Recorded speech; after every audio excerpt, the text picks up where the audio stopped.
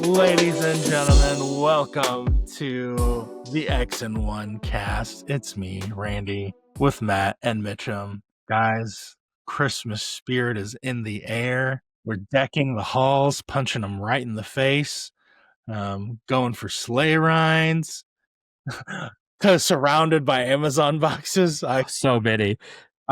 If Travis were here, he'd be able to build at least 3. He'd be salivating with all the terrain he can build. But hey guys, we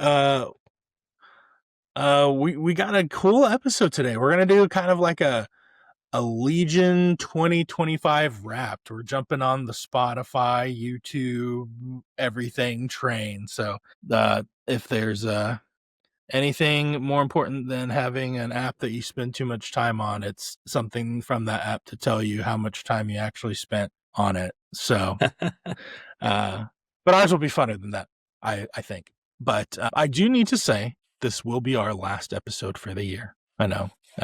Future Andy insert sad music here. Sad sounds. But yeah, we're going to take a little break. That doesn't mean some other videos and stuff might hit the channel. We'll see. We might just sleep for a month. Who knows? But yeah, so this episode will come out, and that'll be our one episode in December. And then we'll be back in January. New year, new us. Yep. We'll have all made our hobby goals, and we will definitely highlight that we have made our hobby goals. Yeah, I know goals. some of us. I personally still have a few models to get my 60, including another vehicle. So you'll just have to join our Discord. We'll link in the description to keep up with our progress and see if we hit those. And you can harass me more. Yes, the truce is over. The time has passed from Painttober. the month is out. Yeah, I have 19 miniatures to complete before January 1st. I think I'll make it.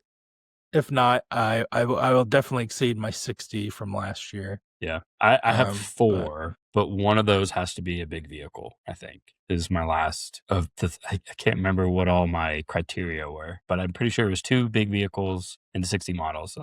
And then my table. So check the table for now. Absolutely. And then 2, I have 1 big vehicle. I did a bus earlier this year, and I have a lovely Saber tag that someone in the comments told me was completely fine, and I need to put it on the table, and maybe I should buy another one. So there might be a new Legion. You need 2 more. Yeah, you can run 3 now. Run 3, yeah. Well, I still want to do I still have a whole tour of duty list that's just built around my Saber, and I have a whole background for them and everything, and my commander and everything. So yeah, very still waiting to do that, but probably going to paint it up in those colors or something like that. So yep. I've just been building stormtroopers. I'm in stormtrooper jail for I'm trying to do the battalion, which super squads, super cool. Also, they are a lot of bodies. Super a lot of them. Yeah, super a lot of bodies. So I'm working my way up. So, obviously I didn't have any stormtroopers, and now I'm gonna have 5 squads built. I have 2 primed already. I'm working toward, I might try to do 7 super squads of storms just to say I have it. And then probably land somewhere a little bit lower than that as far as actually what I will be playing. But I'm going to try to get them all painted up. So it's going to be fun. Love painting white armor. That's what I did with clones. I'm going to do it again. So. And you're going to run double gav like a man, right? Not my God. Double lat. Hey, AMG, if you're listening. Father, can you hear me? Yeah. My Christmas wish. No, I'm going to do gav. I was also looking at double ATST as well, and just kind of forget about the riots for a little bit. But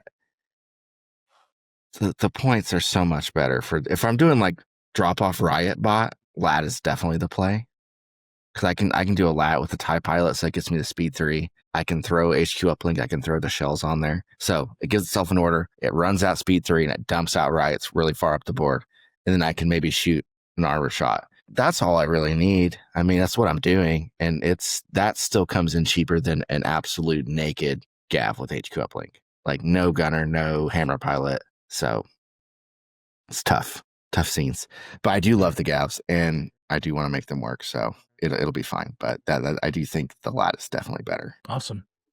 Yeah, like I said, I'm just trying to frantically finish my Goal is 72. I have this last Black Sun squad that I've done a lot of painting on already, actually. They just need to kind of finish up. So I'm going to be cashing those in to up these numbers.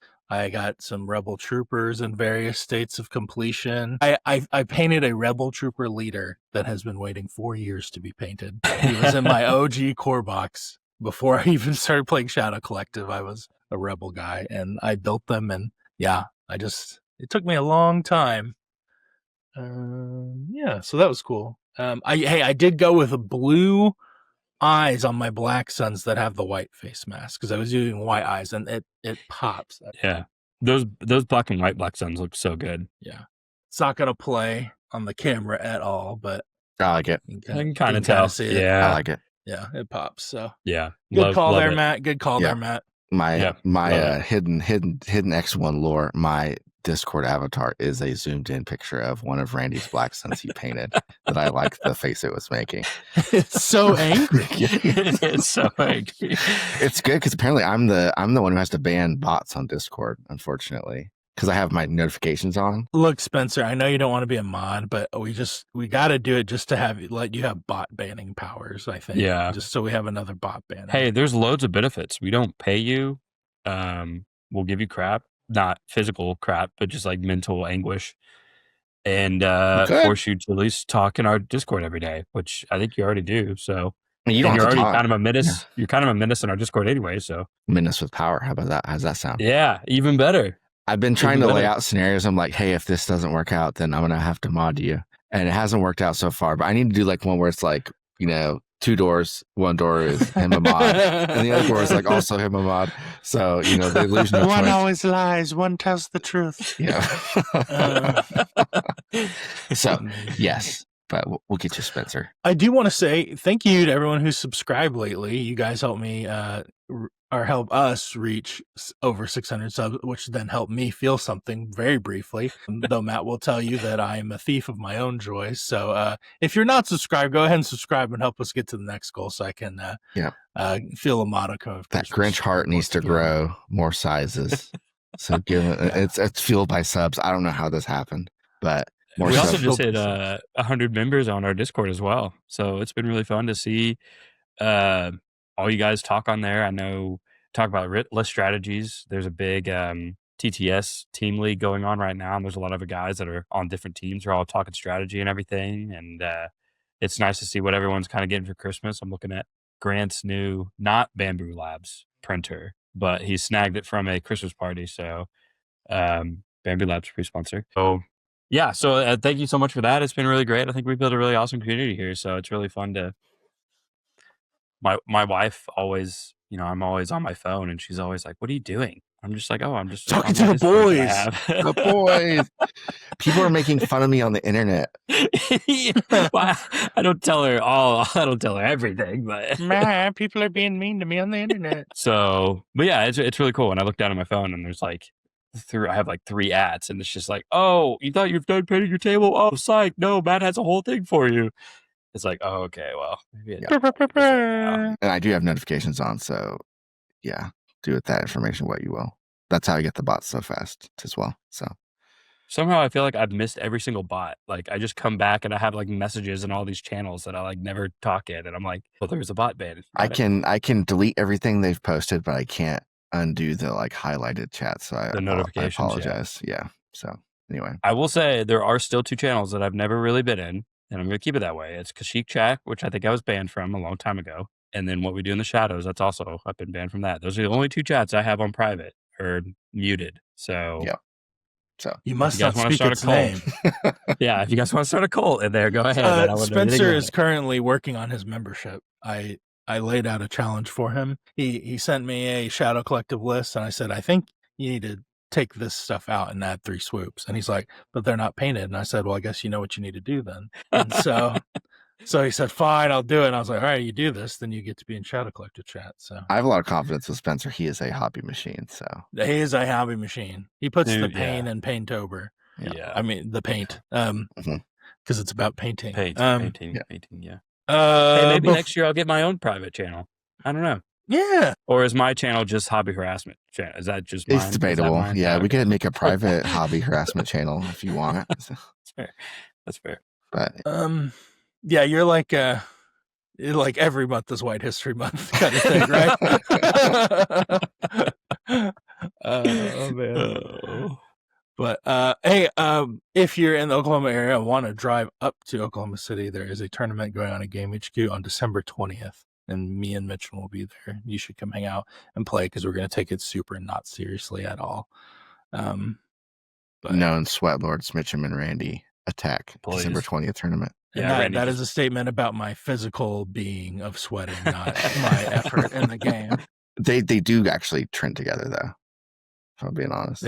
When you're locked in, you're locked in. When you're in, you're in. I'm so locked in, I won't even check my phone to realize I'm forgetting about the LVOIS. We played a pretty good game on TTS here recently. I know I was kind of testing out how I want to come at Ahsoka now. As far as like, I think I'm trying to get past her as a commander and put her in different units.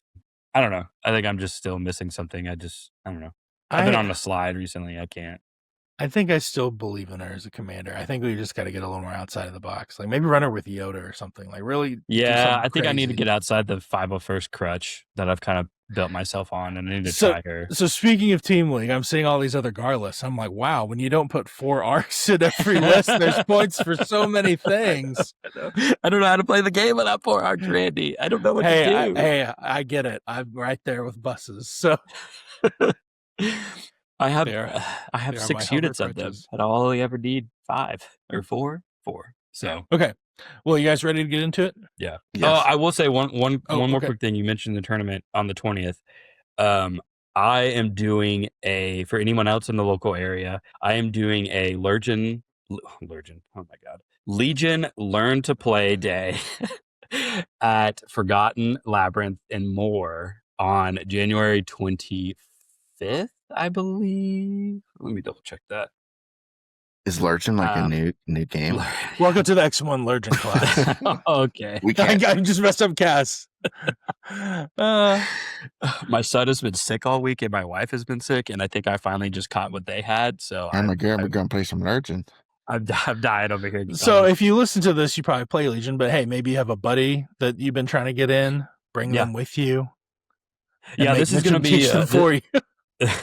We're going to start, I think, around 10 a.m. We're going to try to get 2 games in. So we'll do one, and then we'll go to lunch, and we'll come back and do another one. If you've only played a couple of games or don't really know how the new edition works, or you want to try something new, like definitely come hang out, ask questions. This community down in Moore is really great.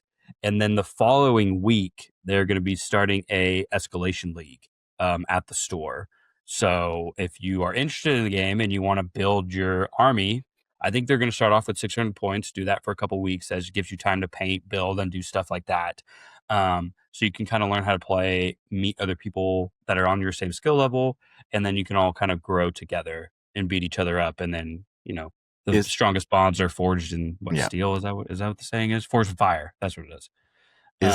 Is the Learn to Play starting a recon Learn to Play event? Or are you doing full games? I haven't decided yet. I think I would be open to either or. I can do recon, I can do full scale. I know there's going to be different levels of people there, so I will probably just be bouncing around doing whatever. But even if you don't have an army, I have plenty of stuff. I will bring at least 2, so I will be able to field the 2 recon armies if you would like. And then I think everyone else is just going to kind of be there and playing games and just asking questions and stuff like that. So, and also if you're a veteran player in the Oklahoma City area, please come down and help me out. That'd be great. And if you're not in the Oklahoma City area, you should up your LGS and try and do the same, because there's new boxes out there. And I definitely feel like I'm seeing messages about, hey, I just bought a box, I'm ready to play, or I haven't played in a while, trying to hop back in. I had one of the Tulsa guys reach out to me recently, actually. Oh, really? Awesome. Yeah. Love to see those guys again. So yeah, get out there and, you got to raise the baby seals before you club them. Okay. Yeah, it's important. Right. Raise them before you club them. Don't be like, hey, yes, my first game of Legion. Be like, that long stage rating is not important. All right, here we go. So we have 12 categories / questions here. and we're just going to go through it to kind of reflect on Star Wars Legion in 2025. Nope. See, I changed that setting earlier, but why would Google save that? Because that would be too convenient for me. There we go. Now I can share my screen. Audio listeners, you don't care about anything that's happening right now, and I apologize. Wait, I don't want to share my whole screen. Here we go. Audio listeners, just listen to the subtle tones of Randy. Yeah, I'll try to turn up the bass on Randy right now, so he's like extra. Just fighting through this technical difficulty. Okay, it's fine. I'll fix it in post. We'll do it live. Right. We have like the cool music that comes with the Spotify, where it's like do do do, while we're like doing the rap. No, please don't. I mean, if you want to put on whatever music you like at this point, do like a really slow, like Cantina band. We can't get copyright struck. Yeah. Okay, so as we have done since the beginning of time with this podcast, we will begin with hobby. What was your favorite hobby this year? What was your favorite piece you painted? Favorite thing you put together? I'll limit it to Legion, which actually makes it a lot harder for me. Bro, it's okay. you can mention your other thing, but you got to talk about a Legion thing. Okay. I'm gonna cheat. I'll go first. Okay, yeah, go for it. My favorite hobby thing isn't something that I did. It was something that was done for me, which really, that's the spirit of Christmas. Well, that is definitely cheating. Grant, the Yoda, thank you so much. That was far better than anything I could have done. That has replaced my other Yoda, and that is now my main Yoda now and for forever. So the gift, the gift of Christmas, Grant gave it to me. The gift of Christmas. The gift of good hobby. The gift of probably one of my better painted models now, because Grant is better hobbies than me. So thank you. But I do have some cool Halo stuff I did, which I like a lot. But I've got some stuff in the pipe for Legion now that I think will be cool. So next year, big things. You want to go? I can go. I can go. Go if ahead. you're thinking. Go ahead. So yeah, there was a lot of Halo stuff going on this year, but I did paint quite a few Legion minis, but I didn't do like any big pieces. A lot of it was just like troops I was behind on and stuff like that. But I was stoked that I got my sleepers painted. Here's one of them. I painted 2 squads this year. I would have painted 3, but they kind of made it expensive to bring all 3. So since I've only been running 2, so I like them. I really like the Lothcat that comes with the leaders. It's fun. And the astromech droids are actually surprisingly fun to paint. I did not have fun painting R2, but these astromech droids that weren't a particular character, I enjoyed a lot more because I was just freestyling on the colors and stuff like that. So yeah, they're fun to build too. Yeah. They're because they have like some modular pieces, like you can pick different, there's like tread legs or wheel legs or different heads. The Rodian ended up being surprisingly fun to paint. Like I really like doing the skin, and he had little bumps on there that I enjoyed. I like your Celestine actually too. Oh yeah, in the back. Yeah. Is that how Celestine sound?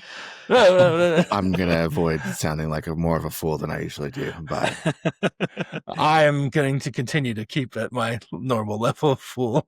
I mean, I'm the one that did all the Wookiee voices for all my Wookiee command cards for the entire Tower of Power. So amazing. Yeah, no, I'm not too proud, but okay, Mitchem. Well, I mean, I think the obvious one would be the table that I've been berated about for years and everything. Yeah, he did it. I think it all culminated with it being on stream for Oklahoma Open. I think that was really cool. So yeah, it was really nice to see that finally get it done and just kind of get that off my chest and have that now just kind of in my back pocket. As far as like model based, I'm actually pretty happy with the way my Ahsoka came out, my Commander Ahsoka. I really like that. I painted up an ISP and my speeder bus as well. I was very big vehicles have always kind of been daunting for me since I don't have an airbrush and I have to do everything by hand. So I've just kind of been staying away. But the bus was really fun to paint. And then as soon as I started just like putting paint on the model of the ISP, I was like, okay, this isn't that bad. Like this is pretty easy. And even if you mess something up, it's still pretty easy to fix. Honestly, So, I think bigger pieces are easier. yeah. Like it is more tedium of having to get more paint on there, but Mhm. like the detail's a lot easier to hit. Mhm. So unless you're crazy like me and you like painting the cockpits of your No, I did not do that. I did not. I'm not that crazy. I think I've also really kind of nailed down my clone painting technique. So I prime them all black, and then I go in and dry brush them white, and then I do all the 501st markings and everything, and then of course the Ahsoka on the helmet markings as well. So I really like the way they looked. In the past, I've tried to do like zenithal priming and do like black on the bottom, and then like the 45-degree angle white on top. And I don't know, it just looks weird, like blobby, but I think with the dry brush, it brings out a little bit more character, and they don't look as fresh out of the factory a little bit. So, and you kind of get the shading a little bit. So I don't know. I'm not a super great painter, but I think doing it the right way. I don't know. So yeah, I'm glad I finally figured that out. So what's your guys' theory on stormtroopers and clones then? Do you prime them white and deal with filling in the black recesses, or do you prime them black and then do the white on top? Black and then white on top. I've done both. I think right now I'm probably prime white and then paint black, but I could see either way. I mean, it's like if you mess up your dry brushing over it, then you're kind of, I guess, back where you started. But yeah, the recesses are the hardest part when you prime white. The easy part is like, cool, it's primed white. The hard part is you have to go get all the details. I mean, my thing is like you can always, if you dry brush over a part like a crevice or something, you can always go back and put like known oil in that crevice, and it just like covers it up. So that's what I've started to do. I think black and then white on top is just easier, because it's easier to fix a white paint than it is to fix a black paint, if that makes sense. So my problem with priming white is I feel like I'll like, oh, I'm done with the mini, and then I'll turn it and there's like these little white specks that I just missed, or like I painted it, like I rubbed it off with my finger or something. Yeah. So okay, very cool. Oh, what's everyone's painted choice here? Just curious. I was big Citadel guy for a long time, just from AOS, but I'm trying to transition away into Pro Acryl. I don't know how you say it. Pro Aqua? Pro something. Anyway, they're right there. These ones.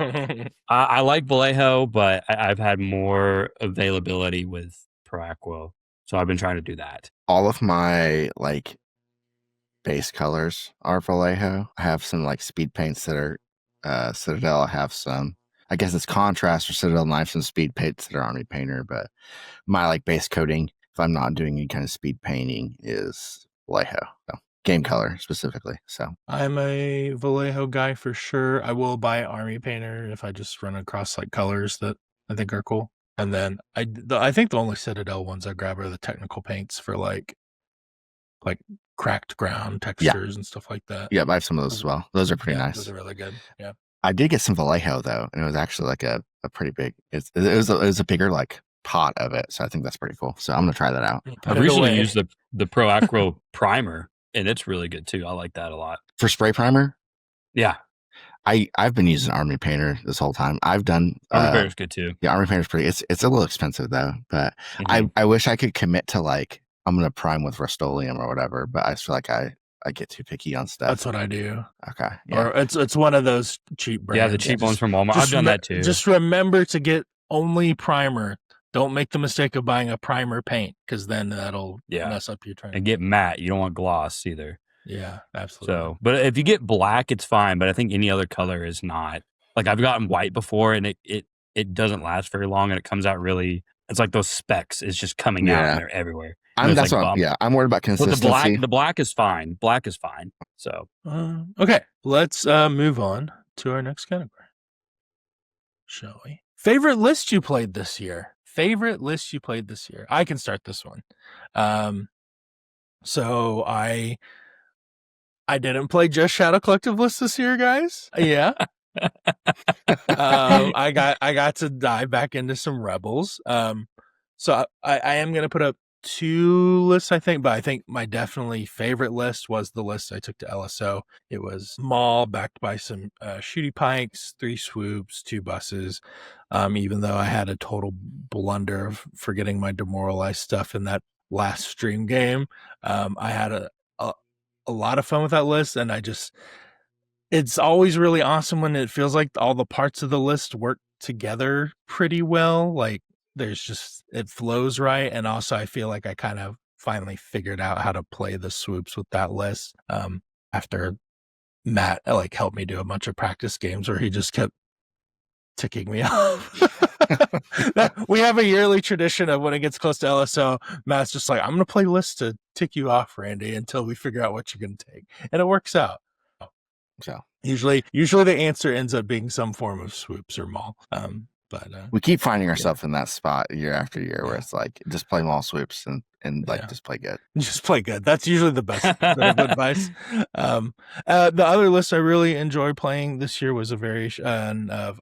So Commander Luke was my guy when I first started playing.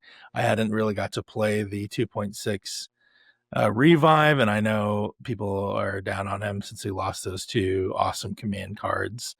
But I've been running a combination of him, Bad Batch, couple sleepers, couple buses, and some like shotgun fleets. And man, that's just been a fun list to like run in and reach out and touch some people at range too. So yeah, that list has been fun. Oh, and then but though speaking of like synergy and things working together, I was kind of like having some like order problems, some token generation issues, but then that custom commander came out and he has just slotted in great.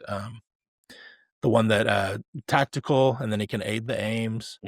So aiding the aims is great. And then also I gave him the is it a training or the command slot thing where he can order trusted agent operative? Yeah, trusted agent. Yeah, so it gives me another another order for Bad Batch. So yeah, very cool. So that's been really cool. Yeah, I can go.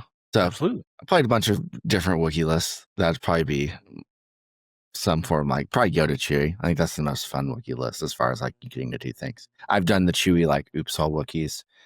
I mean, that might be more competitive, maybe. It depends, I guess, on the current environment. It was at one point more competitive, but I think I like having Yoda's command cards so much compared to the Wookiee command cards that it just makes me enjoy that more. The most fun list I probably played, I played a game against Randy where I did like a Veers, Callus, Double Gav, Riots, and then like Imperial March Snows. That was probably the most fun I had playing a game. It was just kind of a little buck wild. That was pre-Officer. I think Officer might slot in okay, but Callus, that was like right when Callus came out or got updated.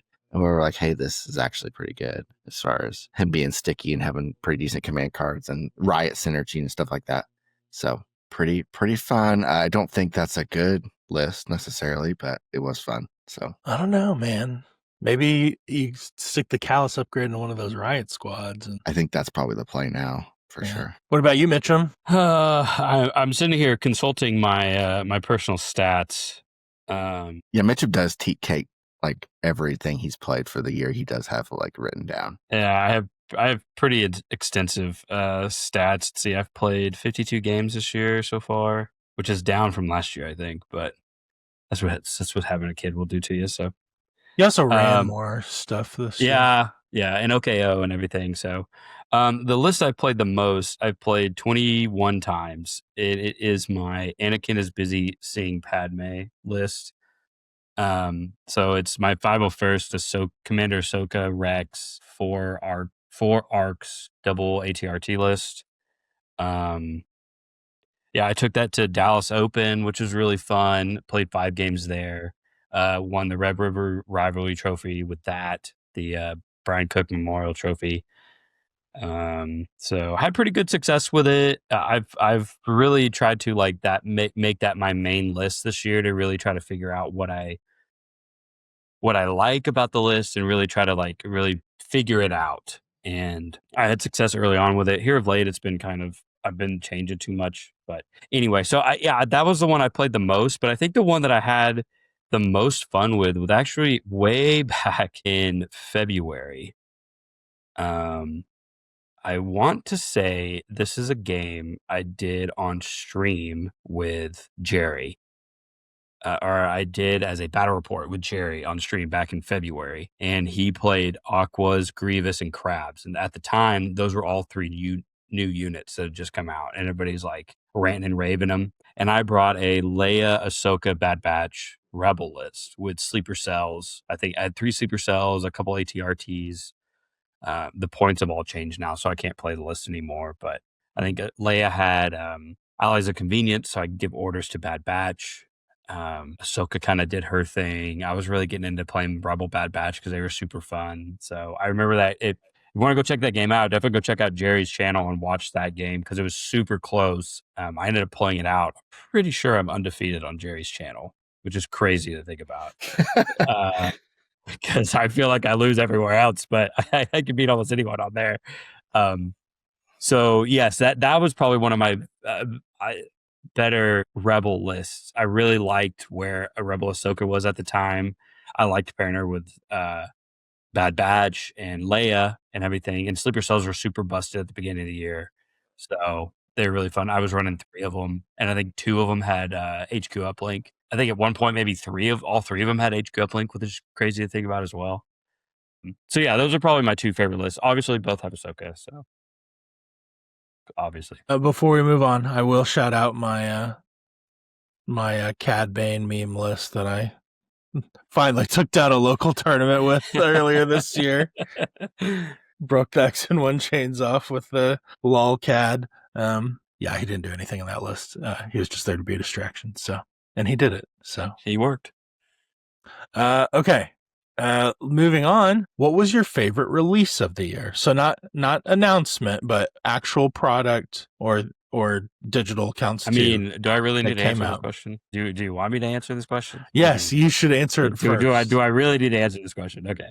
I'll go last then. How about that? No, Or you go want me ahead. to Go go ahead. first. Yeah, Go first. Okay. Go Well, ahead. obviously, she came out in May. Gar Ahsoka has been my favorite release of the year. We've been waiting for her forever. She came out in Rebels first. I picked up a whole entire Rebel army just to play her, and she was great.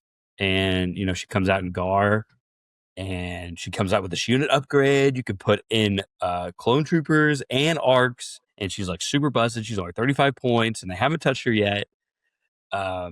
Yeah, I love the design space. I love putting a hero unit like that in a unit. I think that's an amazing design space, and they've already doubled down on that with new Callus, Cassian, and Rex and Kalani, I think, or Kraken.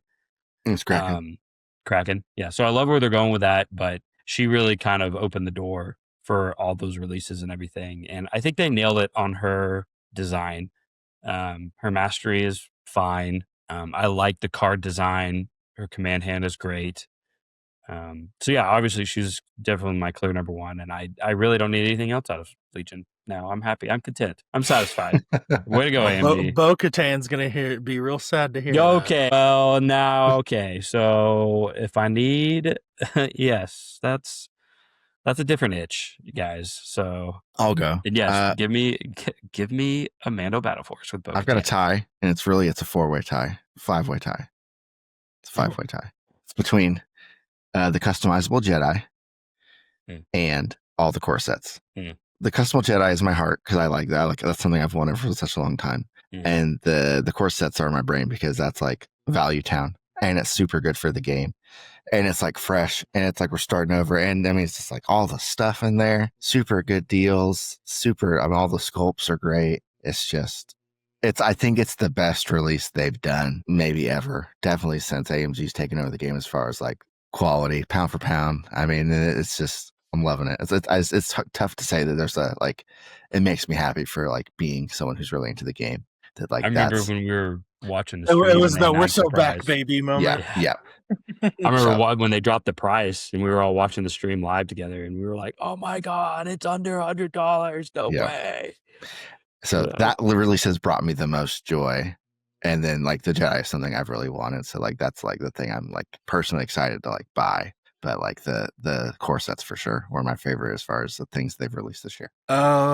Okay, for me it's probably a tie between the custom units and I'm gonna say I think it's the upgrades they dropped digitally, like with Strike and Fade and Imperial March. Because I feel like that and those points that came out, like I feel like revitalized list building like quite a bit.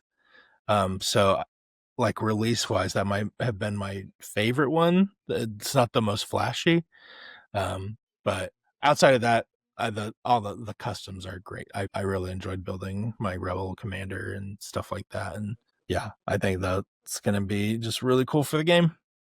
Definitely cool direction for sure. Yeah. Mm-hmm. The right direction, I think, too. Yeah. Yeah. And I'll throw the Grievous wheel bike out there. It is cool. I got to open that model is so cool, and like, Yeah. for some reason, it just feels like a real tentpole of where the game's going from here. Mm-hmm. I have another honorable mention, which actually is a great release too. The Tours of Duty is a fantastic like piece of content for the community and just for the game in general. So that was, I mean, that's print and play as well. So that was just extremely strong. Did that come out at the same time as the Strike and Fade and the Imperial March, or was that? I think it was later. It was like a between time. It was like a random Tuesday drop. It was like, hey, by the way, here's Tours of Duty. Yeah, but like they announced so much. It was like, around Crucible, right? It was. Yeah, you're right. Yeah. It was closer. It was closer to the customizables. It was. I think it was before, but it was close around then. Yeah, which made sense, right? Because the customizables are like so keen for Tours of Duty. Yeah, so good, so good. So that's probably I that might be a question, so I'll save that. I don't actually remember if it's a question or not. But okay, let us continue through our walk through the year. What was your favorite announcement? So not something that came out, but like signpost for the future. I mean, he's got the best name in Star Wars, guys. Savage Press is coming. The shadow drop at what was that? Gen Con? It might have been LVO. Was it LVO? It was one of those cons. He was just in a box. He was just in one of the. I think it was Gen Con. They just put him in the. Yeah, just put him in the case. Thing. Yeah. I was on the case ever since they put that art in the Spec Ops cards. I was somebody cooked here. and I was on the case. Detective Randy's undefeated. Go check. There's a short about it. Go check the. It's like why is Shock T? Why is Shock T in this guide? Why is there art for Shock T in this guide? It's like Detective Randy has So that is my pain point. Is that my other favorite announcement might be Jedi High Council. Keanu Moody. I'm not a Keanu Moody's in that box, so I should obviously hate it. But I love Shock T and I love Mace Windu. So and Plo's a bro. Plo's a bro. Plo's doing like a kick. He's doing like a kickflip though. I wish he was like power stance, but he's doing like a kickflip. Yeah, it's fair. Do a barrel roll, Plo. Okay. For me, gosh, favorite announcement. There was a lot of Empire stuff. I know. I'm trying to decide. When I saw Thrawn's... Not the Wookiees update coming in April, Matt. Is that an announcement? That was an announcement of an announcement. Yeah, we're announcing a possible announcement. No, I liked when I saw Thrawn's card. I was like, like he's got hands and he's got brains. It's like we're doing 4 red duelist on top of all the other, and then the crate. It's just like, okay, he's gonna be the expensive piece. So I'm excited about that. I didn't know. I thought he might be like I know he can fight in Rebels. Obviously, he was like beating up whatever those droids were and beating up Callus, and like he's got hands. But I didn't know if they're gonna go that route. If they're gonna do like the brain aspect, like the kind of the Ahsoka TV show kind of Thrawn, where he's just kind of hanging out and being smart. He's got duelist. Yeah, but now he's a fighter, and he can kind of do it all. You know what? One thing I really like about the Thrawn card was the juxtaposition with the oh my gosh, the Tarkin card. Mm-hmm. It's like cruel efficiency, big brain out. Thank you, and you can see that just with the amount of text on the card without even having to read what the keywords are. Yeah. So and I did like the Thrawn. Tarkin has like a single white dice where he's like insulting people in melee. Like contempt or what? What's it called? Yeah, contempt. That lets you engage in melee. It gives you a melee profile. Sure. Yeah. Where you discuss how much the other guy is beneath you, and then tell your friends to shoot people him with gloves and stuff. Yeah, very cool. So that was probably my favorite. It was like when I saw Thrawn's card, I was like, okay, this is real now for sure. Gosh, there's so much. I think my immediate gut reaction is telling me to say mace. And then the fact that Django's helmet is also in the picture because that's like his reflection. So we're kind of getting mace and maybe Django, but I think mace is going to be awesome. But I'm more excited for where the game is heading with all of these mobile commanders. So we got Grievous on a wheel bike. We got cards for Luke and Han on a Taun, and they both look amazing, by the way. And then also we have Obi-Wan and Anakin on Barks, with Anakin being an operative. So another operative slot for Gar, which is going to be fantastic. So I'm really excited to see what they kind of do for Rebels and Empire for Empire as far as like vehicle mobile commanders. But yeah, so I'm really excited to see where those go.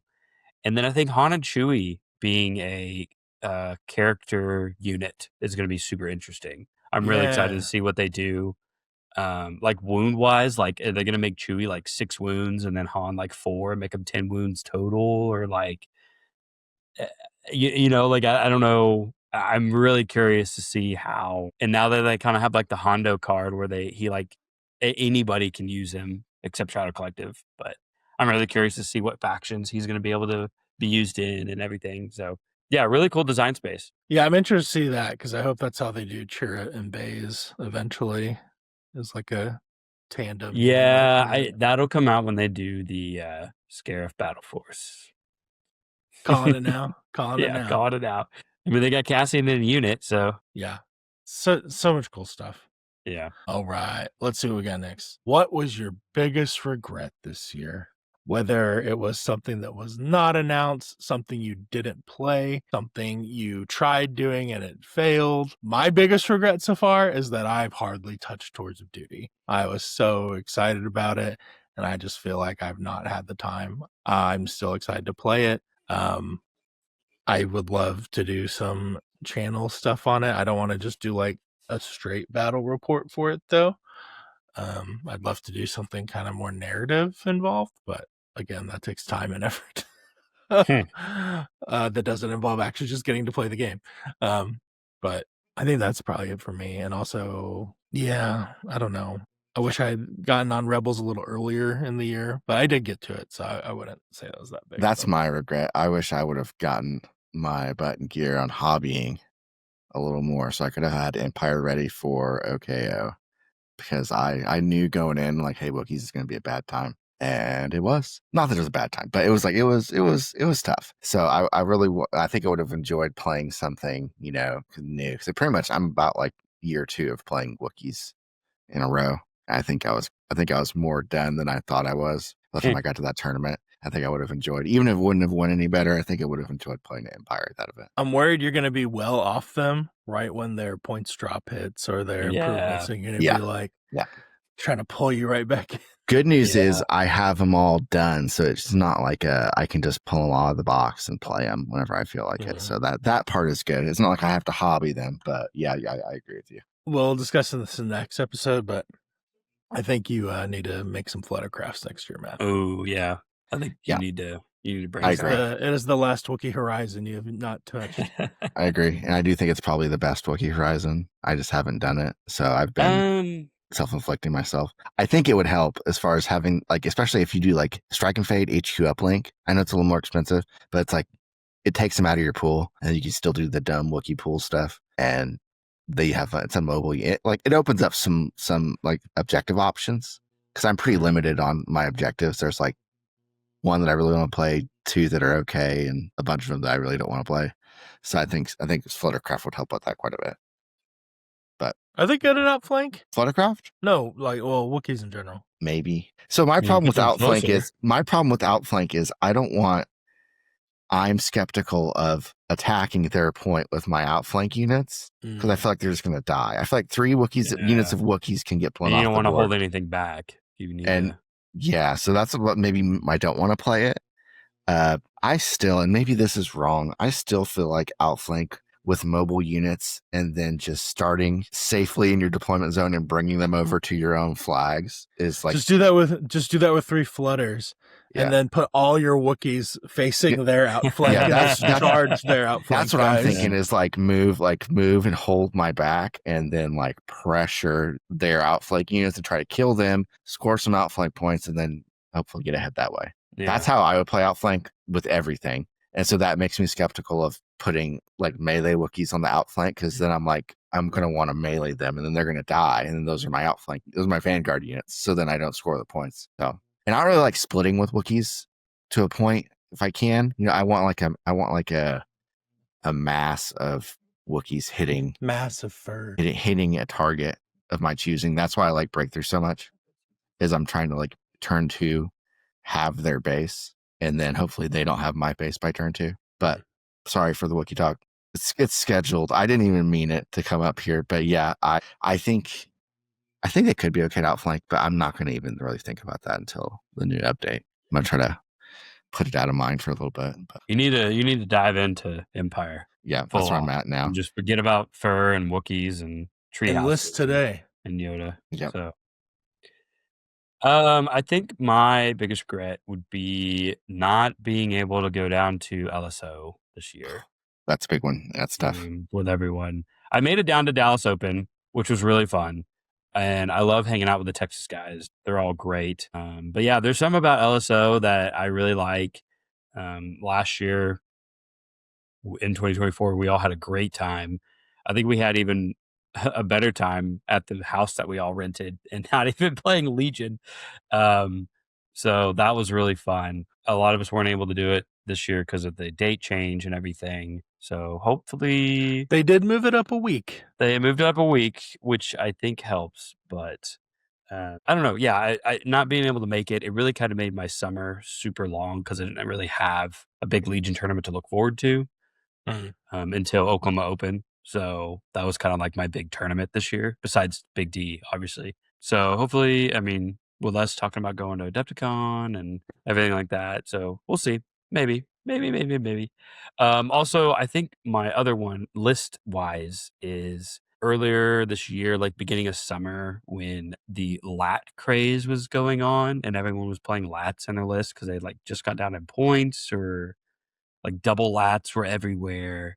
I had a really cool like Cody lat Ahsoka unit upgrade list that I only played like one time, and I only played around with lats like 2 to 3 times, and then I just stopped. And I really wish I would have kind of continued that and really kind of broke down that lat list that I had with Cody, because I think there's some good bones there. I didn't play it enough to tweak it any more than what I just put together the first time. So You can play some 212. I think lats might be the play. yeah, no, I think now I'm even more itching to play, and I think lats are the way to go into 212. So Join the double heavy bros. yep. I gotta put together my other lat that I have. So unless Grant wants to pay me another lat, I'm just saying. Hey, don't. I'm just saying. I mean, he wants to pay me a lat. I mean, I'm gonna take You a already- Grant lat You're every already day. paying him a land speeder. Don't pay him anything else. Pay me Grant's- stuff. You know, Grant's gonna- that's Grant's gonna punch another you. thing that I regret. I wish I would have gotten my 2 laner speeders. Grant, I love your lat and thank you so much, and I appreciate it, and I will always use it and treasure it and everything. But I wish I would have got my 2 land speeders earlier, so I could have played that double land speeder list before it got hit by the quote unquote nerf bat. I've been wanting to run this like Lando double land speeder, double swoop bike list with a couple like pikes and like a capo, just to like rebel scum list. Yeah. I've had it built forever, and I've wanted to play it. I just haven't gotten around to doing it. Yeah, we because- talked about that at the beginning of the year when Lando got the rework. Yeah, I know. I don't have a Lando model. That's the thing. I don't have his cards. I never got them. So that was kind of the biggest thing holding me back. But I really wish I would have played that list because I think it would be a lot of fun.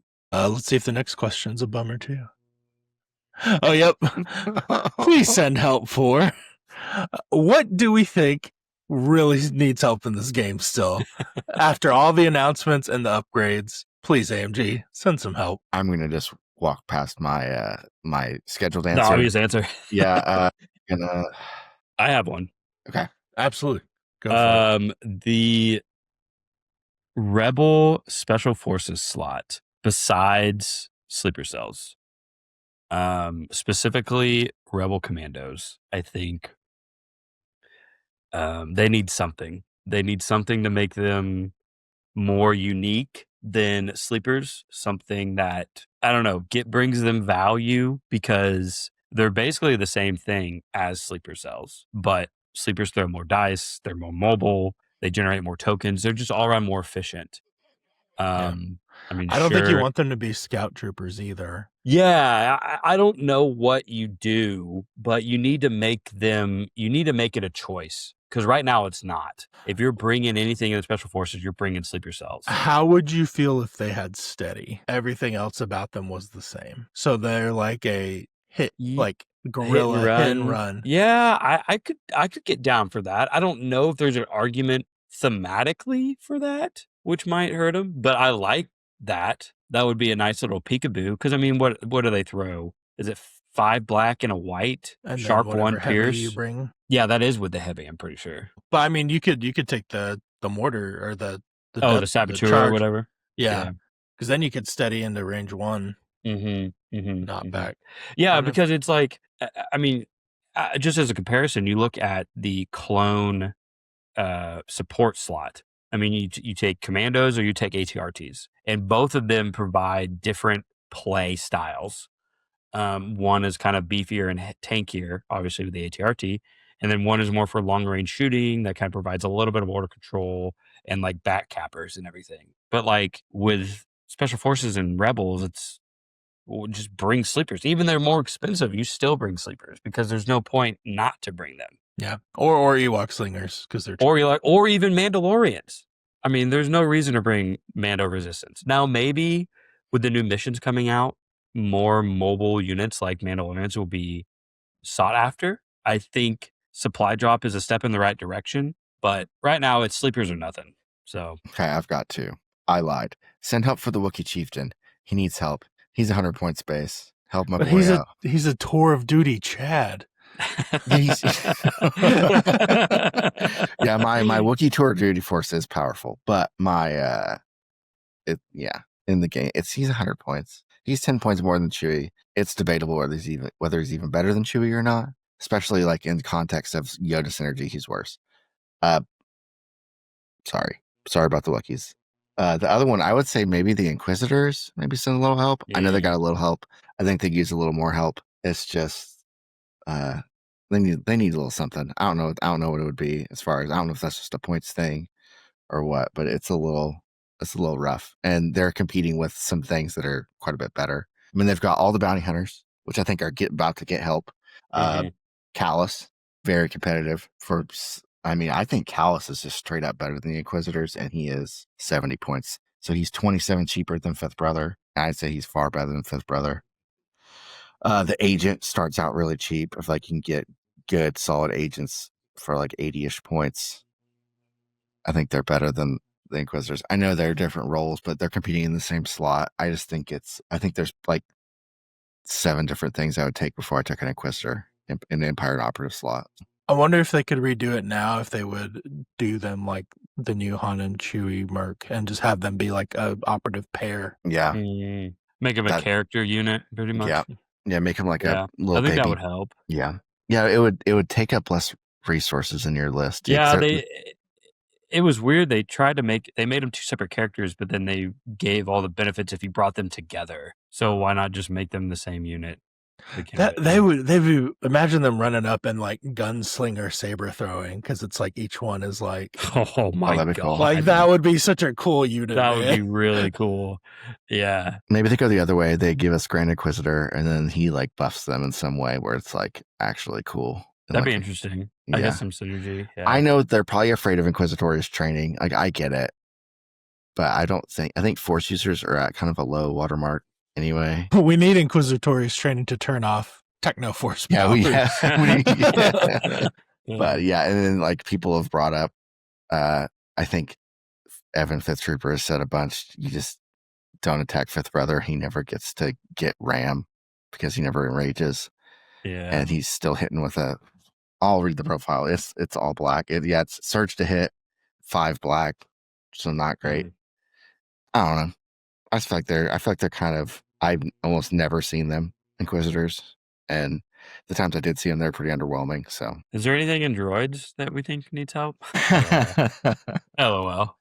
I feel like droids really doesn't need help. They just have things that are competing for spotlight versus better things. That's true. I feel like the core spot in CIS is actually super competitive because I think B2s are good, right? I think B2s are pretty good, Sure. but they're competing against extremely cheap B1s and they're competing against GOs, which are a little bit more expensive, but they can really. What about BXs? Are BXs good? I mean, I guess if you bring them in EXD, they're good, but I mean, outside EXD, yeah. I mean, is it just because there's so many different archetypes that you can build in droids right now that it's like every unit has a chance to shine in a different archetype? Is that why it feels like nothing needs anything? I think the droids their turtle balance is excellent. I think the game overall is pretty well balanced. I think the droids internally, like I can't look at a unit for the most part on droids and be like, oh, that's actually just bad. Yeah. I never see a list with that unit. Yeah.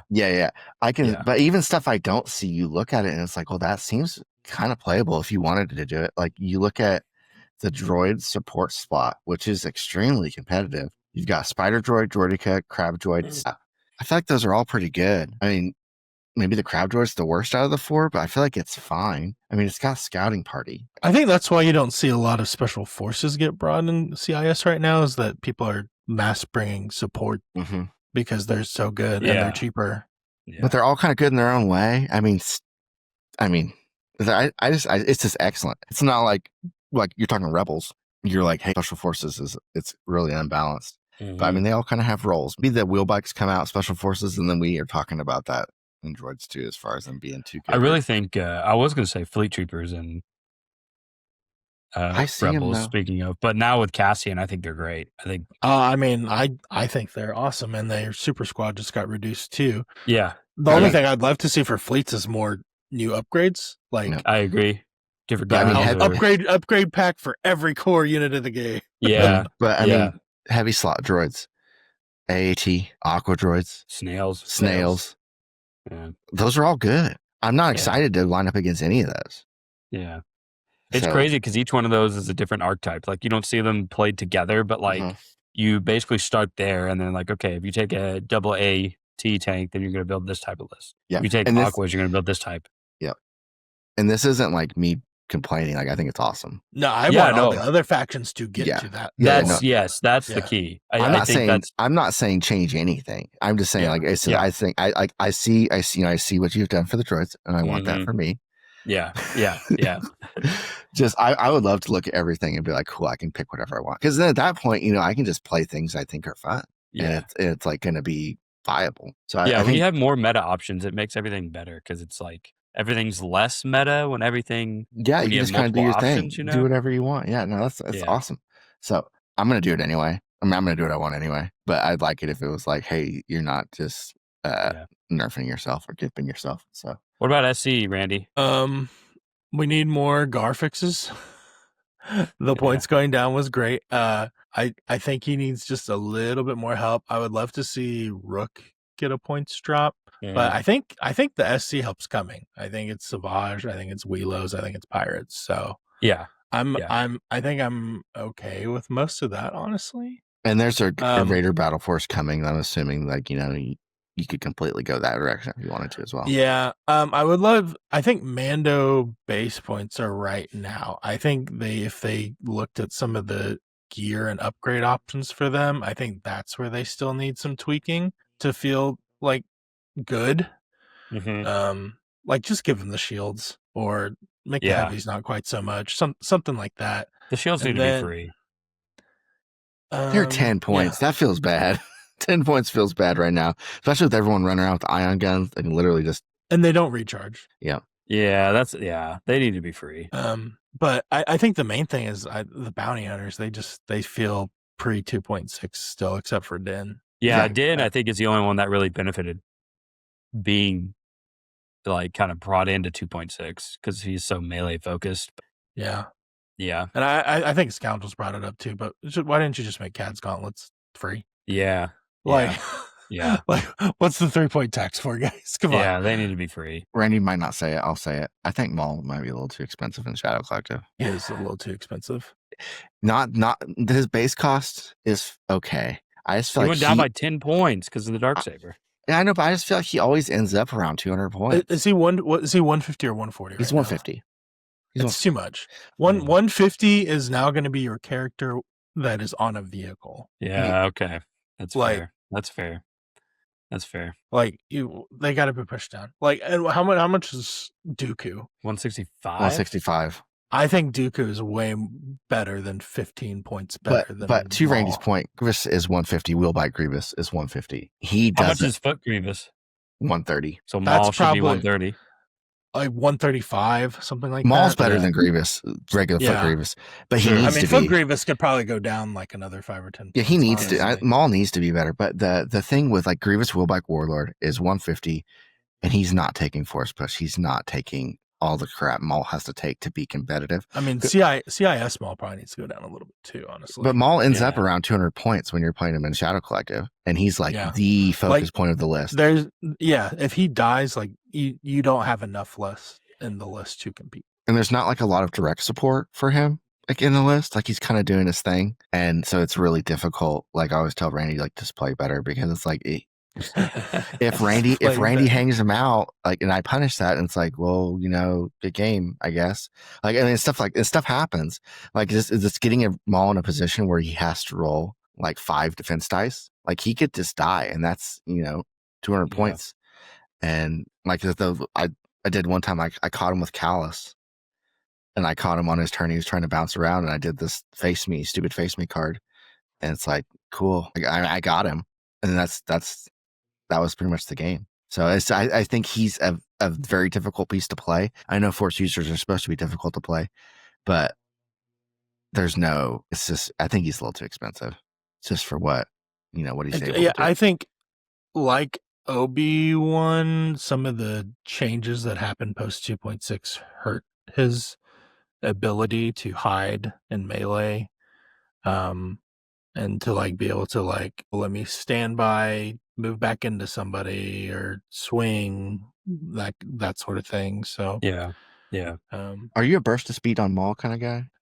I typically run burst choke, just because choke sometimes ends up being a very cheap force push. And do you do Into the Fray? I feel like you have to. Yeah. If you don't do Into the Fray, you're asking to die. Yeah. With him. True. Fair enough. Like I would love to bring tenacity. Like if he had another training slot, I don't know. I might try clairvoyance at some point, but like I know as soon as I bring it, I'm not going to need it. No, he's just super, like, he's command card hungry. He needs to be in the middle of things, and he needs to be able to act freely even when he's in the middle of a melee.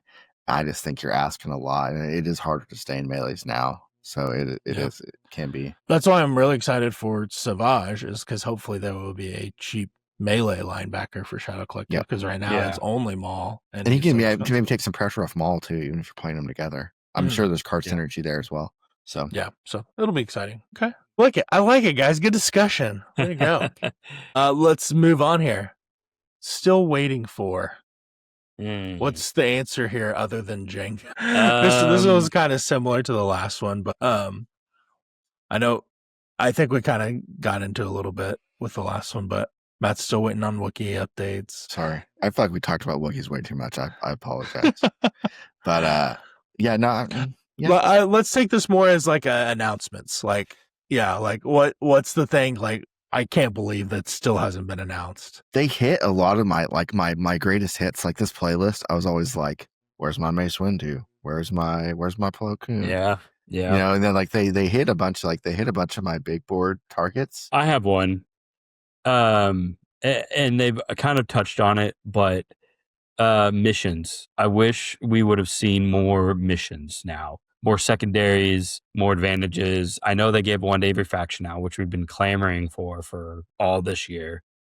We've gotten 1 secondary, 1 primary. I mean, they can make that all print and play stuff. I mean, it's print and play right now. I mean, what are we waiting for? I mean, just give us the packs already. Like, Give us a whole new I 6. think it was probably time for them, testing time. Like I don't think their studio's that I massive. know. So I know. but I totally get it, because what they showed of advantages in those 2 missions alone already felt like so exciting than the missions we've been playing for the past year. It's like, oh, this feels like the missions we lost, Yeah, which, no, I mean, 100%. I think, which I think Will said on Mm-hmm. maybe our interview. I don't know.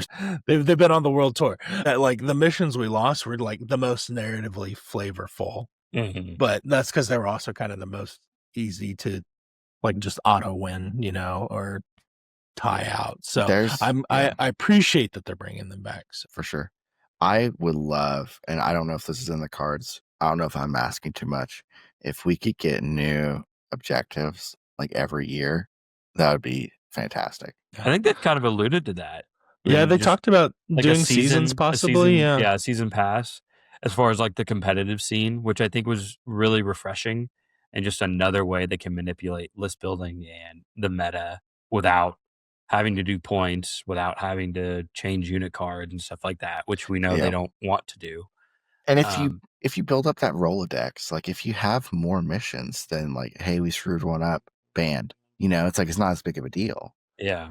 Like right now, if you banned a primary, we'd be like, there goes one of our 6 primaries, Yeah. But if you have like 20 primaries, then then that also makes it very difficult to have a best take all comers list. But also, maybe you can earn that, you can make your little season, you can do. So I would almost say we'd been doing the Halo thing like that. What if like a GT like announced which 8 objectives were legal for you to take? Like, that'd be cool. So that's like meta defining per event, Yeah. Once they have enough in the bank. That's what they do in 40K tournaments is, you play, especially what I did at locals when I was running those, is you tell the players, okay, these are the 3 missions from the season pack that we're playing. We're playing this one round 1, this one round 2, and this one round 3. Now, you couldn't exactly do that for Legion because that kind of destroys. But you could define the pool. But you could definitely narrow down the pool, or you could expand the pool. It's like, oh, hey, those 6 missions we had last year, where we're going to add these to this tournament and stuff like that. And I think that will be seen a lot, especially with the different local groups that we have. Yeah, that's a great idea. But I think just expanding the pool from 6 to 12. It's just that many more variety that you can bring in list building, and especially with the pick ban and, making turn 0 mean something again. Because I feel like everyone kind of plays the same missions. At least I do. I play Bunker Assault, I play Recover the Research, and maybe an Intercept. Those are the 3 missions I think I play almost every single game. I've still never played Shifting Priorities. I've never played Shifting Priorities. It's been out for a year now, and I've never played it. I thought we played it one time. Did we? Maybe we did. I think we played it just because I was like, I'm going to make sure you play Shifting Priorities. It was weird. And that's funny because that's like Randy plays like Shifting Research. And then like, I don't like Close the Pocket. I avoid Close the Pocket. Yeah, you always ban Close the Pocket, so I never get to play that. And then I don't like Breakthrough. You're always playing clones. No, for sure. No, that's true. Give us more options. I love the advantages, faction advantages. I'd love to have a deck that was just faction advantages. I think that would be great because Battle Force advantages, whatever you want to do, any kind of flavorful, would be nice. Any kind of faction specific. Like I would love to have. I feel like right now there's some disparity with which I think the ones they've added in, I think are better than most of the baseline ones. So that's awesome. It's awesome to have 2 really good cards in your advantage deal because maybe they don't flip you out of advanced intel every time like they do now. So yeah. I think people are going to get better at playing against intel too. I don't know. It's really hard. They really did kill it on this last mini strap with things I was waiting on them to announce. I guess I will say Mando Battle Force. We're still waiting on that Mando Battle Force. I don't know what that's going to look like. I feel like they could go 3 different ways, and it would make sense to me. You definitely could do like a Bo-Katan reclaiming Mandalore Force. You already have Den. You could like do that. You could do like a Bo-Katan Ahsoka, whatever the heck that division was that like attacked Mandalore, and then you could combo that with like a bad Mandalore Battle Force with like defensive Mandalore, which would be like pretty close to Shadow Collective, but like more Mando heavy. You could do like Gar Saxon, that kind of thing.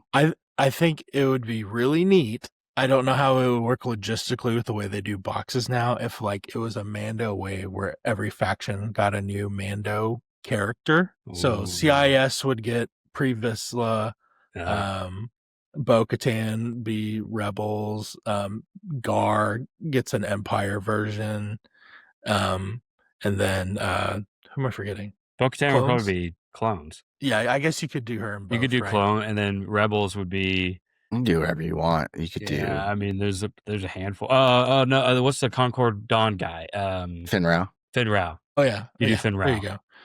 Yeah, and I don't know. That'd be cool, really cool. A cool that wave, would be like just like here's the season of Mandos, you know. So. Yeah, but you could do it. You could do a like a older. You get a jetpack. Older Sabine too, really, and you could do for Rebels. I mean, you already have one, but you could do like a different Sabine.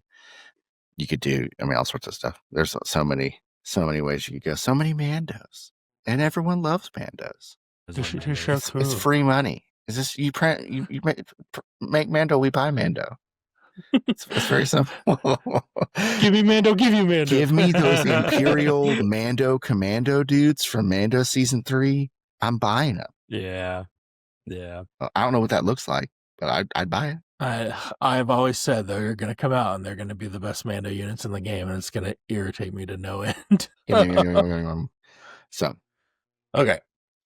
All right, let's continue on. I know we're going to be running long on this one, but what was your biggest surprise this year? What was the thing you did not see coming? Or the thing you thought was going to be so good and was terrible? Thought the custom Jedi would revitalize my Wookiees, and it did not happen.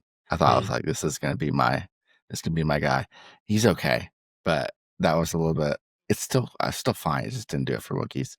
That's not really a surprise though. You know what? Hondo getting announced. Hondo out of nowhere was a surprise. And like his card and like what he can do. My surprise is how unkillable he is. I finally got to play him against Dylan. Yeah. If you just play standing orders, that guy does not die. That's crazy. Like you have to have Pierce, and you probably need some critical if you're going to get it through. Yeah. I mean, really great design space. Love that. Just never would have thought Honda would be in the game before like Mace or Django or what are some other big names, you know.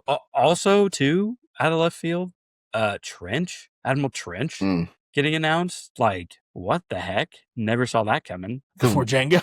Before Django. Before Django. No. I love it though. I was excited. Use the PG word there, by the way, guys. It's a family friendly show. I'm still just shocked that they came out with like a Jedi Council pack. I know they were kind of tea leaves were talking about it, but like to just come out with 4 Jedi at once, like that's crazy. And I have a dream that someday there'll be an all Jedi battle force, and it'll be like the Jedi at Geonosis. And just get every Jedi that was there, they have a model for, and then like you have to include them, and then it could be wild. I don't know if that would be like unit leaders or what, like give them like clone infantry, each have a squad, and then like you pick your commander. As long as you have the guy that gets shot off the balcony, that's all I ask. That's like, I have to say his name. I know his name. Gosh, I know. You stumped but the fact me. that you can't remember it is just killing me right me. now. Oh man. Oh dang it! I had mine in my head and I lost it because I was too busy trolling Matt. That versatile keyword on those Weekly pirates. Oh, dude, I love that. That's so love cool. That design. Running into melee and still shooting all your guns out of melee. That's so cool. Yeah, I think they can't do it on the charge, unfortunately, but next round they can. Oh, okay, I makes think sense. I think charge specifies just melee attack. Okay. Yeah, that makes sense. But still, run them in. Hopefully, you don't kill the unit. I mean, run them into a super squad, and then they just sit there and tie them up, and then you're killing other things. I mean, yeah, that's great. Yeah, they're very disruptive. Excited for that. Coleman Trebor. You weren't gonna be able to sleep tonight. Yeah, I know. Where's Coleman Trebor in the game, AMG? Where's he at? Fisto? We're Kit Fisto. Oh, yeah. I feel like Kit Fisto. I think he probably was like cutting room floor, right? Yeah, there's only so many people that can go on that high council box. What's the What's the librarian's name? Jocasta knew. Jocasta. Are we gonna get her? Probably not. Jocasta model. Probably not. Okay, we're really going off the reserve okay. here, but did you? No, I'm about to take it further off. You know the episode 3 video game they had where you could play as Anakin, Obi-Wan. There was like a fighting game mode. They put in Syndralig, who was Nick Gillard, right? Who was the choreographer on the fight scenes.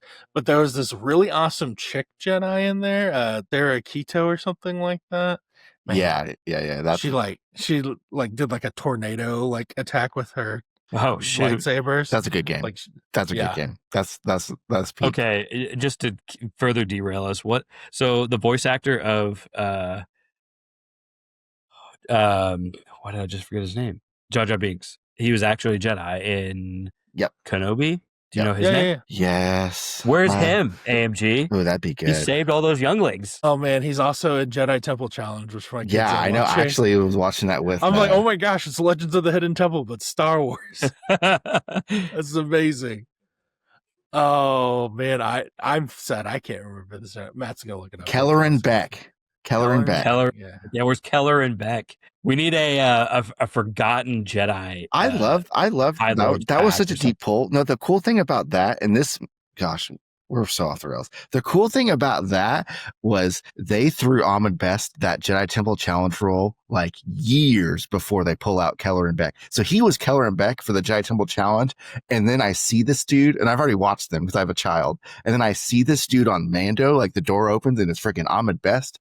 And I'm just like, what the heck? And he's like, to me, Keller and Beck. And it's just like, what is going on? It's like so perfect. He like looks after and trains younglings. Yeah. Of course it's him. It makes sense. They probably were like in the writing room and they're probably like, we need somebody to rescue a baby Jedi. And there was like, and someone was just like, wait a minute. We got this. We've got the perfect deep pull. So anyway, watch Jedi Temple Challenge if you have a kid. It's fun. It's actually awesome. Yeah, it's cool. I wish they would do more seasons of it. Sure. Yeah. Wow. We are firmly. The biggest surprise was we didn't talk about surprises that much. They nailed it. I don't have. They nailed it. I'm really like. I was really happy. That's probably the biggest surprise is that they they're going for it so hard. So that's great. Yeah. Like custom Jedi on a bark. Oh yeah. They're just flexing at that point. Right? Yeah. So hey, they said big things were coming in 2025. It just took us the entire year to get there. But hey. Oh, okay. The rebel troopers that steal the stormtrooper gear. Oh yeah, that was cool. The guerrilla troopers. I don't think that was on anyone's radar, but that looks so sweet. I like. I mean, I feel like I've said this word a million times, but the design space of those, like what Will talked about in our interview was how, like, because they were original concept, like that's not based on anything. They came up with that on their own. I like that. I think using LFL and and kind of taking like, hey, we have this idea, we want to do this. It's not really in the game, but it would make sense in the game, and it makes sense in the lore as well. I hope we see more of that. Yeah, so, super cool. I'm really excited to see all the better hobbyists out there to do all the cool like custom stormtrooper like patch armor jobs and everything. Someone do a guy that looks like a zombie like on his face and then give him the Ahsoka stormtrooper armor. Dude. So it's like he's a resurrected night sister that switches out. Tell that story. Okay. No. All right, we got to move on. Why can't I quit you? What's the thing you need to quit playing, guys? This isn't fair. This is very targeted. I think these are all targeted questions. You're like, hey, super targeted. Is this an intervention? I'll start. I need to play some lists without buses. It's been my crutch. I felt like I was about to be there. Then 2.6 happened. It's like, I have 200 extra points I have to fill. And like the buses just kind of filled that slot for me. I getting into maybe resolutions for next year. I probably need to challenge myself to do some lists without bus. You know what's going to happen? They're just going to become wheelos. Let's be honest. They're just going to become wheelos. Is this like an intervention? Because the door actually locked my office. Are you just like, hey Matt, stop talking about Wookiees? But anyway, I probably should chill on Gar for a little bit and Wookiees. I'm gonna enjoy Empire for a little bit. Probably for the next year. I'm planning on taking it to Adepticon. What are you gonna do if they drop Gungans? I think they don't want me to play them, is what I think. I think they don't want me to, because they let me. I'm assuming they're done, ready, and they're just sitting there waiting for me to fully paint like 100+ Empire models and like fully invest in that, and then they're going to drop them. I think they're either testing me to see how much product I will buy from them, or they're just actually messing. This is a level of hobby harassment I don't think we've yet seen. Yeah, this is I think they're this actually is a developer. Yeah, So- I feel bad for you, Matt, because I haven't even been. He only had the that U.S. Army bothering him. No, I don't know. I think it'd be a game time decision. If it's just Gungans, then I'm gonna probably try to hold off. Also, I'm a little worried if I don't buy them right away, it's gonna get like a stock situation where like people aren't gonna be stocking this for forever. Yeah. Well, I mean, you can buy them and like just hold off on. Yeah. But what's really gonna be tough is if they have like the shield lizard and they have like the catapults and they have like the shield, like then it's gonna be really tough for me to hold out. And the mounted guys. Yeah, that's the Kadu cavalry. It's and the gonna big be shield, really dinosaur looking things. Yeah, that's Okay, so Matt, Star Wars lore. Who's the guy that's like the general, frontline general in Episode 1? He dies in the Clone gets Wars. killed by I know, Grievous but in he's Clone so Wars. awesome. He fights Grievous in Clone Wars. He goes Yeah, out like a badass G. too. Like he would be a great character. Like, He would be a fantastic. Yeah. Oh, I'm surprised Matt did not know this. I know his name. You're like it's Tarples. Captain. He's like Captain Tarples. Yes. Captain Tarples. Captain Tarples. What a I don't know if he's man. he's not general because Boss Noss is the Boss Noss and then General Jar Jar is the general. Oh, and it's Jar Jar is the general. And then it's like Tarples. I don't know what his first name is. So, and Jar Jar's on this side of the bell curve. Tarples is on the other side. Oh, of the 100%. 100%. And then he 1v1s Greg. Yeah. Like he in Grievous, like of course he cheats. He always cheats. But like he like locks him down. He like and then he dies for nothing because like Grievous gets away like right after that because Dooku bails him out. The game is rigged, and Tarples was the Everyone pour one out for Tarples. Oh, dude, he'd have Duelist. He'd have Duelist for sure. Oh yeah, maybe it for sure. He'd have a cool spear. I would do Tarples, but also that's like nepotism right there. Like, dude's super competent. And it's like, oh, we're just gonna promote Jar Jar over him. Yeah. Hey, politics, man. Hey, how much uncanny luck would Jar Jar Binks have? I think it's got to be like based on like the hip you play times 2. Like so, it's a minimum 2. What if you like 8? What if it's like you kill Jar Jar and it's like they roll a dice and then if it like they succeeded, like you just like put him within range 2 of like where he was and be like Misa over here now. You ready? It's uncanny luck X, where X is equal to the number of units at range 3 of Jar Jar.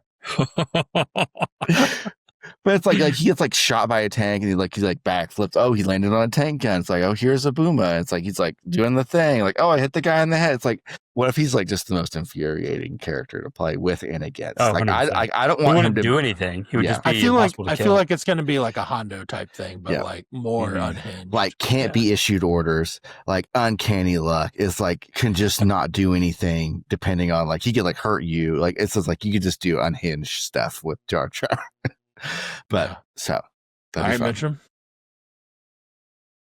I have 3 come to mind. I'm not going to say Ahsoka because screw you guys. I think Commander Rex is on the list. I love Rex, that wasn't on my list. Actually. Rex is so good. That wasn't on my list. The first one is a Super Squad Shotgun 5s. I think I need to. That's really good, though. Why would you? That's what you need to quit. Why would you quit the best thing you've been playing? I know, and I feel like I've just kind of figured it out. And then also, I think 4 arcs as well. So 501st, I guess. 501st is probably. I think 501st is maybe. I think 501st is a better general. So answer Rex. Yeah. I guess it feels bad, but. And then I think that was it. Yeah, I like 501st. I think that makes sense. Yeah, it incorporates everything. So that I need to stop playing. Well, man, I have not been sharing the screen for these this category. Here we go. Boom. Okay, why can't I quit you? On to what was your personal unit of the year? your favorite unit you played this year. I think Mitchum kind of answered it there at the end. Yeah, I definitely think it was a 5 shotgun super squad. I wasn't sold on the super squads when they first came out, and I was really reluctant to play them because I think they were too expensive, and GAR already has low activations anyway. But yeah, I mean, it's like a drug, and I will not be stopping anytime soon. They are too good, too fun. Also, honorable mention just for me, Rebel Bad Batch is a blast. Like, so many plays. The Omega unit upgrade, which you can contest at range 1. There's so much you can do with that. Super fun. But yeah, Super Squad, shotgun 5s. Easy answer. Okay. For me, unit, Imperial March, Ion Snows. That unit is a blast. Leader, Yoda. Yoda's super fun to play. I always have a good time playing Yoda. I think he might be one of the most fun units to play in the game in general. So, Rebel Bad Batch is up there for me too. Yeah. It's just so fun making plays with them, and then even when they die, they usually have to commit so many resources to killing them.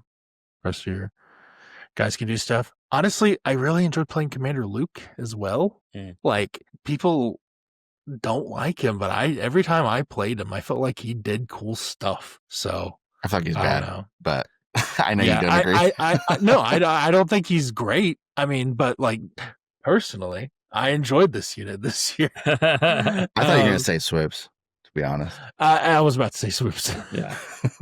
Yeah, that for my non-leader Swoops. I mean, I feel me and Matt are gonna plant our flag in the ground about speeders being good. We were there early, and I think we always had the Swoops at the top of that list. Yeah. So they're just like, there's something about like being able to put the multiple attacks into the unit, like that, like messes with the token usage for like dodges and stuff. I don't know, but they just seem super flashy. Like, I feel like they're like a playmaker, and they're doing a lot. Like, I don't know. I always think it's cool when it's like, oh, I'm doing 2 overruns and a pistol shot in a turn. Like, that's just and now I'm scoring. Yeah, it's just value town. I don't know. I just feel like they're all. And do they fold under concentrated fire? Yes, they do. But I feel like you got your value out of them, and like, it doesn't take much, especially if I'm playing something like elite, like GAR, like with like, it doesn't take much like for me to get your money's worth out of them, out of my list. So and Strike and Fade was a great boost for them. Yeah, too. They just got better, and they were. I think they were super playable before, and they're just just another tool. Yep, for sure. In the toolbox, for sure. So, what was your most memorable game this year? I've had a lot of good games. I feel like really the Legion community overall is fantastic. I mean, even my entire Legion career, I've had like a handful of unfun experiences, but I think the rest of it has all been great. I'll go recency bias. I had a fun time playing with Spencer at Oklahoma Open. We had a really cool game where Luke dove in. I got lucky. I killed Luke. I messed up. I put I think it was a scanner, or it was recon mission or something like that. It was recon mission, I think. So I put the recon scanner toward him when I should have put him away from him. And he was like trying to drive the bus in to pick it up. And if he would have been able to get within half range of it, he could pick it up, and it would break the tie on the scoring objective, and he'd win the game because I was up kill points. So I was like fanning out Wookiees to try to body block this bus, and he almost got it. It was just so fun. And he's a cool guy. So it was good. I always like fun games like that. So we were just having a good time. Yeah. It wasn't fair. You've had too many reps against buses. I think I think probably like 60% of my games have been against buses. Whatever my percentage of games I play with that are playing EU, or that's how many buses I've played. Yes. Yeah, but no, that's good. It's good times. Man, I had quite a few fun games this year. I think this will be my favorite game was playing Justin at LSO. Justin's a great guy. Shut up, Kat. She's old and angry. That was a great game. I know. Sorry, Justin, there wasn't any terrain on the map, but hey, bring your own like me. And he did. He had aquas. Yeah. Just I shot holes through it. Bring more of your own terrain. But it was just it was fun getting because we talked so much, and so that's one of the great things about getting to go to these big events is getting to meet these people, even interacting with online and at a distance. And it was super cool because we literally brought him on the episode before to talk about like your lists and stuff, and you guys talked about it, and then you went and literally played at the event. So yeah, I was like, well, I know what you're playing. Let's see, man. I'm going through all my 52 games I have logged. I think my favorite game would have to be at Big D Open, the last game of day one. I was 1-1 at the time. I was playing Danny C down there, and it was a game that was going to count towards the Red River Shootout because it was only Brian and I that went down, and we were trying to defend Brian's honor and win the trophy for real. And they had just declared that ties, if we tie on record, then we would retain the trophy. So I'm playing this last game against another Texan, and it's my 501st Ahsoka Rex list versus a droid list with Dooku, Aquas, all the shebang. It ended up being super tight, really close. I'm looking at it right now. I lost almost 600 points of units. I killed 466, but I still won 11-8. And it kind of really set the tone of like, it put Texas in the hole, I think, by like 2 games. So it kind of secured the tie that we needed to be able to retain the trophy. So it was really fun. I ended up playing Thomas at the end for like the championship too. So that was really cool against his busted Imperial Remnant list. Yeah. Super that one that list. just went down 34 points. Yeah. So again, meeting people that we usually talk all day online with and playing them in person is super fun. Again, shout out to the Texas guys. You guys are great. Also playing Justin before Oklahoma Open was really fun. I know I didn't play in Oklahoma Open, but, and this is probably still cheating, but hosting that event was probably one of the best things I think I've ever done within the Legion community, as far as like the turnout that we had, the number of players that we had, the type of players that we had. Like, it was just fantastic. It was a great weekend. I can't thank anyone enough for showing up and coming down and coming to Oklahoma to play in this event. It was so much fun. I really thought I was going to miss out playing 2 days, but I honestly had more fun hosting and causing chaos and just hooping and hollering and yelling at people all weekend, or just speaking in my normal voice and people thought I was yelling. So that's more accurate. So yeah, hopefully next year will be bigger and better. But yeah, so that's it. Is there like a best Legion memory for the years that like, because Oklahoma Open was the most fun I had this year in Legion for sure, as far as just hanging with everybody. I mean, Big D was really fun because I got to go down with, I took my family too. So like my wife and little kid went, and little Gus went down. So that was fun. It was a unique experience bringing the fam. It's a tie for me. I really enjoyed LSO. I mean, I think I liked Oklahoma Open the event better, but man, Mexican Cactus at LSO, you guys missed out. Those tacos, it's so good. Yeah. Also, I had time to get some Magic games in at LSO. Oh, nice. Yeah, that always is the plus. Yeah, we went to Rodeo Gate when I was down at Big D, so that was always good. So right. Oh, there we go. There you go. Wow. Hey. What was your favorite moment or episode that we did this year? Favorite episode? I mean, the last episode we did, I mean, I love all the interviews. Those are obviously our like big episodes. And those are all, I'm always really excited to, maybe hear some new info and stuff. I don't really have like an episode that stands out. I do enjoy, getting to hang out. Dad hours, record some podcasts though.